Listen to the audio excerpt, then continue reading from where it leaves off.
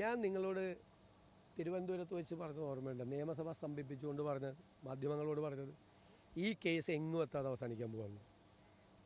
ആ കേസിലെ പ്രതികൾക്ക് ജാമ്യം ഹൈക്കോടതി നിഷേധിച്ചു. സുപ്രീം കോടതി രൂക്ഷമായ ഭാഷയിൽ അയ്യപ്പൻ്റെ സ്വർണം കവർന്നവർക്ക് ജാമ്യമോ എന്ന് ചോദിച്ച് പറഞ്ഞുകൂടി. ജാമ്യം ഒന്നും കൊടുത്തില്ല. പക്ഷേ മുഖ്യമന്ത്രിയുടെ ഓഫീസ് SITയിൽ സമ്മർദ്ദം ചെലുത്തി.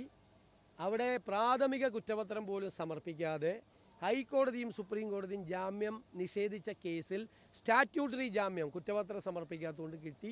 എല്ലാവരും ഇനി ഒരു തെളിവും ബാക്കിയുള്ളത് ഉണ്ടാവില്ല, ഒരു തെളിവുമില്ലാതെ ഈ കേസ് അവസാനിക്കും എന്ന് നിയമസഭാ മന്ദിരത്തിന്റെ നിങ്ങളോട് പറഞ്ഞ ആളാണ്. അപ്പൊ എന്നെ കുറിച്ച് എന്താ പറഞ്ഞത്? കോടതിക്കെതിരായിട്ടാണ് ഞാൻ സംസാരിക്കുന്നത്.